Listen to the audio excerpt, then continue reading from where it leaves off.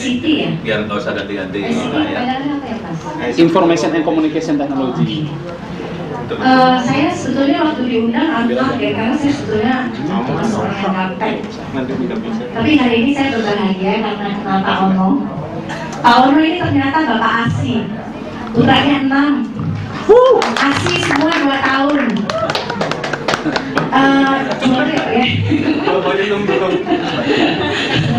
Jadi ini sampaikan ke ide ayah ASI, masuk grup satu lagi, teknologi ini canggih, kita bisa streaming terus. Terima kasih diundang dan diberi kesempatan untuk bicara di sini, sharing aja.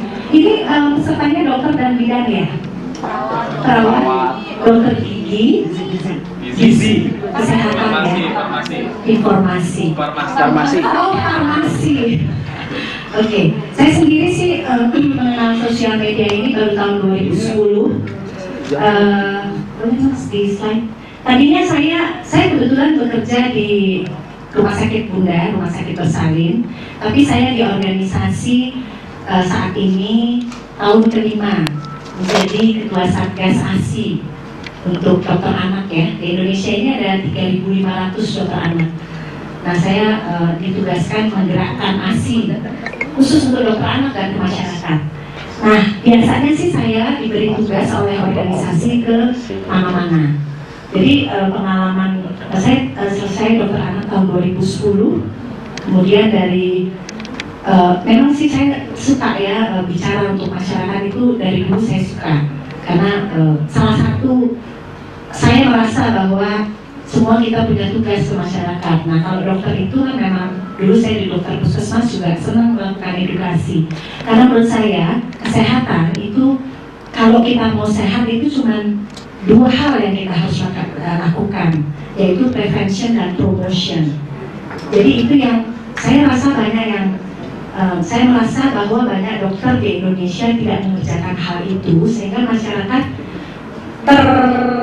terbiasa ke dokter itu cari obat. Nah, itu saya sama sekali agak menentang hal itu. Mudah-mudahan banyak bidan dan perawat di sini bahwa tugas kita sebetulnya memintakan masyarakat supaya mereka sehat. Jadi bukan dia datang kalau kita sakit, nggak, justru kita, kalau saya nih ya, karena itu akan membuat masyarakat biaya kesehatannya akan sangat rendah ya. Nah, biasanya saya bicara untuk hal itu. Jadi saya paling senang bergerak di prevention dan promotion. Jadi Ikatan Dokter Anak Indonesia biasanya menugaskan saya pergi ke kemana-mana ya, dari ke Papua, ke Maluku, ke kemana-mana ya, juga ke kota-kota besar. Slide Mas. Biasanya kalau mengedukasi masyarakat dulu waktu pertama-tama di dalam ruangan, satu melelahkan buat saya juga ibu ya, saya juga seorang ibu, sering pergi-pergi, itu juga akan membuat kita ya tugas kita juga jadi terbengkalai, walaupun memang itu salah satu kewajiban kita. Emang enaknya sih kita kontak langsung ya seperti ini, tapi saya baru tahu nih diajarin ada streaming sekarang ya. Jadi ini selalu ada manfaatnya buat kita kalau datang ke satu pertemuan. Dan menurut saya kalau dalam ini terbatas sekali. Slide Mas. Kemudian biasanya sih saya paling senang datang untuk mencari network ya. Seperti hari ini saya kenal Pak Ono. Kemarin juga panitia mengundang saya, sebetulnya motivasi saya satu, saya mau ketemu Pak Ono.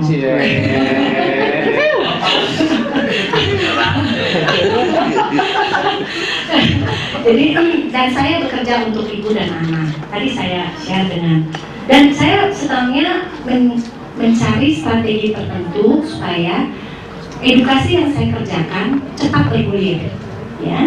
Jadi saya biasanya berteman dengan media dulu ya, berteman dengan media para selebritas di komunitas ya. Nah, semua saya libatkan, dari guru kan biasanya itu salah satu guru saya yang tinggal di London, kan nggak bisa dia meraih masyarakat kita Indonesia. Tapi ilmu-ilmu yang dia berikan saya sampaikan ke masyarakat. Juga pemilik rumah sakit ya. Jadi semuanya yang masyarakat butuhkan itu saya sampaikan. Salah satu contoh adalah rumah sakit saya adalah rumah sakit yang 35 tahun usianya, selama 20, saya baru bekerja di sana 12 tahun. Selama saya belum bekerja di sana, ASI itu tidak dikenal di rumah sakit saya, ya.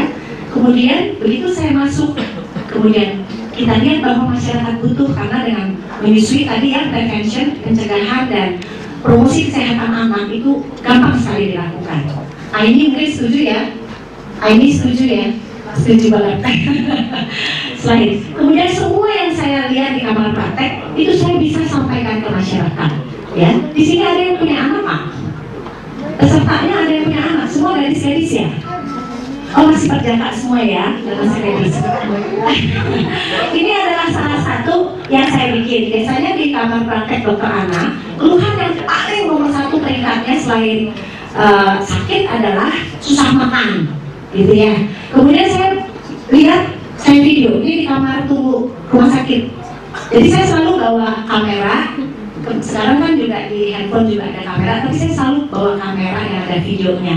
Jadi begitu dia makan, ini anak umur 7 bulan, saya langsung shoot. Kemudian saya share ke siapa saja. Kemudian ini anak kembar yang hamilnya nggak bisa menyusui, dikerjakan di kamar praktek, saya langsung foto, saya bisa print, gitu ya. Jadi artinya saya memanfaatkan teknologi walaupun saya orang yang gaptek. Selain ini juga sama, saya berkunjung ke RS ini salah satu pasien bayi kembar yang disusui, kemudian yang saya coba-coba juga melakukan berenang pada dia, dan saya ikuti. Sekarang umurnya udah 18 bulan dan perkembangannya baik. Saya rasa kalau kita lihatin, artinya orang tua mungkin lebih mudah untuk melihat. Kemudian waktu saya berkunjung ke RSCM, coba klik satunya Mas. Ini yang sebelah ya, itu 1,2 lahirnya ya, kecil sekali bayinya. Waktu saya berkunjung ke sana, itu dia sedang diperagakan kangguru mother care, ya. Jadi saya langsung kamera, ya. Dan biasanya semua yang saya abadikan itu saya pakai buat seminar, biasanya, ya. Slide. Kemudian 2010, apa yang saya lakukan di kamar praktek, saya masukkan di website. Ya, jadi dengan tujuan satu, bisa mengedukasi masyarakat sebanyak mungkin. Ya. Kemudian tadinya klinik atau website ini dipakai buat pasien saya sebetulnya. Jadi daripada dia datang antri cuma nanyain, ini apa dok BCG yang setelah 4 minggu jadi cuma ditanyain. Dari Bekasi jauh-jauh tunggu 2-3 jam di rumah sakit, datang cuma nunjukin gitu. Jadi saya membuat ini untuk memudahkan mereka. Kalau yang datang itu yang perlu-perlu aja. Karena mereka, kebetulan saya kebanyakan 80% pasien saya bayi kecil-kecil lagi ya. Jadi terbayangkan kalau kita bawa bayi terus ngantri 2 jam, sebelahnya ada orang diare, sebelahnya orang cacar air gitu ya, sebelahnya orang gondongan gitu ya. Yang ngeri itu sebetulnya saya di dalam. Gitu ya. Jadi saya pengen orang itu datang kalau memang perlu. Ya, jadi jangan datang, jangan banyak-banyak. Jadi mereka waktu saya membuat ini banyak orang bertanya, nanti sepi dong pasiennya. Saya bilang nggak bakal sepi, malah tambah banyak. Karena bukan saya membuat ini, saya nggak cari pasien. Saya bukan sombong. Saya kebetulan pasiennya sebulan setahun 10.000 sekian. Jadi saya merasa bahwa sekarang saatnya saya harus membagi ke masyarakat apa yang saya dapatkan di kamar praktek. Karena apa yang kita dapatkan di buku itu berbeda dengan yang kita dapatkan di kamar praktek. Ya, jadi website saya hari ini bisa diklik ke website. Itu memuat salah satunya saya masukkan ke YouTube ya. Jadi ada teman, ada orang tua yang dok, masukin aja yuk dong ke YouTube gitu ya. Terus, bawahnya coba. Bisa. Jadi ini salah satu seminar saya yang saya masukkan ke YouTube. Dan sama Mas Dinar ini juga Bapak Asih, anaknya baru berapa? 8 bulan ya. Baru ketemunya beberapa bulan yang lalu. Mungkin itu kali berkat ya. Semua orang tuh bisa nggak tahu ketemu aja dia, padahal saya nggak bisa apa-apa. Saya cuma tahu bahwa ini bermanfaat buat masyarakat, saya harus pakai. Jadi ini saya masukkan di website saya. Ya, judul seminar ini adalah Natural and Conscious Parenting. Seminar ini adalah 3 seminar yang saya jadikan satu, ya. Jadi dikit-dikit, tapi poinnya saya masukkan. Dan yang membuat saya bahagia adalah ini bisa dilihat oleh dokter puskesmas di Halmahera sana, dan mereka berdiskusi di sana. Dan saya tahu dari Twitter, gitu ya. Jadi artinya memang betul bahwa sosial media itu untuk kita yang melayani masyarakat, seperti tadi koalisi AIDS ya, kemudian AIMI, semua yang melayani masyarakat. Saya merasa bahwa sosial media ini kita harus pakai karena kita jadi tahu apa yang dibutuhkan masyarakat, supaya kita enggak. Saya sih harus selalu melihat saya ya, dokter anak di kamar praktek, tahunya cuma kalau di rumah sakit Bunda kan pasiennya kan artis gitu kan, anak menteri gitu kan, tapi kita nggak tahu apa sih yang dibutuhkan di masyarakat sana.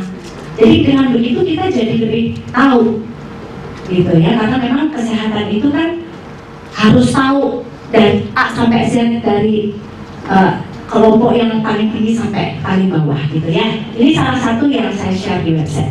Boleh lanjutkan ke, nah kemudian 2011 ini yang saya paling buat saya Twitter itu seperti berkat buat saya.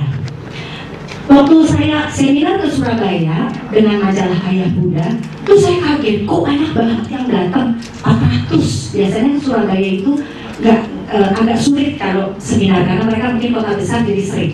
400, saya tanya sama salah satu orang Ayah Bunda yang teknologi banget gitu, ini pakai apa undangnya? Katanya pakai Twitter. Waduh, saya pulang, saya dari Bali, saya balik pulang ke Bali. Adik saya kebetulan senang sekali teknologi, dari tahun-tahun sebelumnya dia udah bilang pakai Twitter aja daripada kesana kesini berseminar gitu. Tapi saya belum mau. Kemudian saya bertwitter Maret 2011 saya baru bikin. Itu cepat sekali ya, cepat sekali followers itu bertambah.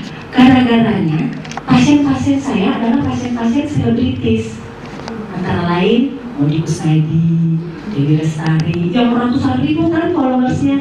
Jadi tadi ada yang mention kan berteman dengan mention. Kalau saya itu nggak tahu caranya, awalnya itu cuma kayak cool tweet katanya orang sekarang ya.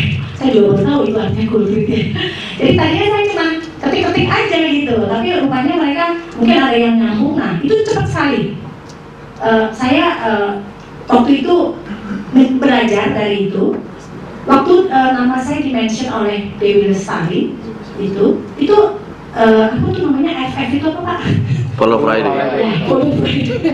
Sorry ya, saya tuh gak beneran. Ini bukan sungguhan. Baru tahu namanya apa tadi, hot apa? Follow Friday. Sweet. Kenapa dia nggak punya followers? Karena pakai apa sistemnya? Jadi saya juga nggak mau punya followers karena pusing. Nanti saya juga followersnya cuma 30 sekian ya, karena memang pusing kalau lihat bintang-bintang terus kita jadi distract gitu. Jadi ini membuat menurut saya adalah berkat. Dan network yang saya tadinya harus datang ketemu Pak Ono kesini gitu ya, harus datang kemana gitu buat orang, di sini lebih banyak lagi ketemu orang di sosial media ini, antara lain dengan Aini ya.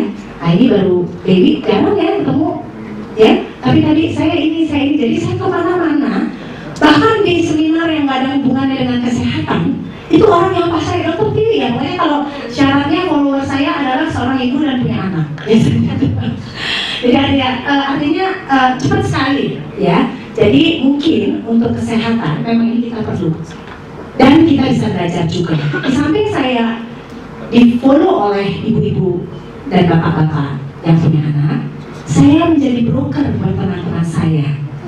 Kan biasanya dokter anak kan kayak dokter anak aja gitu ya. Karena dokter anak itu ada ahlinya nih, jantung anak, terus gastro anak, ya, terus endokrin anak. Kan semua kan nggak tahu kan. Buktinya nanya semuanya ke kita, ya. Nah itu saya bertindak sebagai broker untuk menghubungkan ke tangan yang tepat. Mereka kan juga, jadi saya juga dipakai oleh organisasi, dipanggil, TV, kamu kan followernya banyak, bantuin dong kita. Oke. Misalnya sekarang imunisasi lagi meresahkan masyarakat. Ya, yang jago bukan saya imunisasi. Saya wajib untuk tahu imunisasi, tapi yang lebih spesifik itu ada biang-biangnya. Nah, misalnya tentang hepatitis B, sekarang ada di Kompas tuh Dr. Hanifah, dia dokter dalam hepatitis. Jadi kalau dia memberi kuliah atau kultweet tentang hepatitis, saya tentang retweet. Nanti dia bilang, Tiwi, saya lagi mau kultweet hepatitis B, bantuin ya, oke. Saya kasih tahu, jadi saya kultweet. Gitu ya, jadi kita berhubungan dengan orang-orang lain. Kemudian juga TV, koran, apa aja. Misalnya lagi diare, sekarang lagi saya biasanya mention sebut pagi-pagi diare, cuci tangan, cuma sedikit. Nanti siang ada tuh yang nyamper TV sekarang. Artinya jadi cepat gitu. Walaupun saya nggak bisa ke TV, kalau ke TV mana di sana deh teman saya yang di sana gitu. Tapi paling nggak masyarakat akan menikmati apa yang kita lakukan. Nah, lanjut. Kayaknya itu yang terakhir. Terus buat saya mencerdaskan ibu adalah mencerdaskan generasi. Itu buat saya. Ya karena ibu kalau kita memintakan bapak-bapak, rasanya cuma pintar di satu orang. Tapi kalau ibu, bapak anaknya 6. Kalau kita pinterin ibunya, istrinya Pak Ono, itu 6 anak pintar. Jadi saya punya filosofi ini. Ya, dan biasanya dalam saya mengedukasi, saya nggak melulu pakai kayak seminar gini. Saya biasa ini adik saya dia penyanyi ya, namanya Ayu Laksmi dari Bali. Saya suka ajak dia, misalnya tentang ibu, saya minta karangin dong lagu ibu. Jadi saya mau mengeruk hati perempuan bahwa peran ibu itu penting. Ya. Di samping saya juga cinta sekali sama seni, tapi saya sangat menjauhi sikap menggurui. Karena kebetulan kita kalau di kota besar ini kan orang tua yang kita hadapi itu punya berbagai macam kultur. Saya lebih senang menjadi partner mereka. Jadi saya sangat menghindari sikap menggurui. Tadi sudah, dan buat saya anak adalah titipan Tuhan. Ini adalah di kamar operasi bayi kembar yang tadi berenang tadi, sekarang udah usia 18 bulan. Ini dia saat usia 4 bulan, sebelahnya Pak Klik. Itu sesar. Ya, ini saya saat Pak. Kembar, anaknya cuma 2 kilo dua-duanya. Ini namanya skin to skin kontak Pak. Ini yang kita sedang sosialisasi ke masyarakat, terutama masyarakat kesehatan Pak, rumah sakit. Ya. Ininya apa, bahasa awamnya Pak? IMD, inisiasi menyusui. Ya.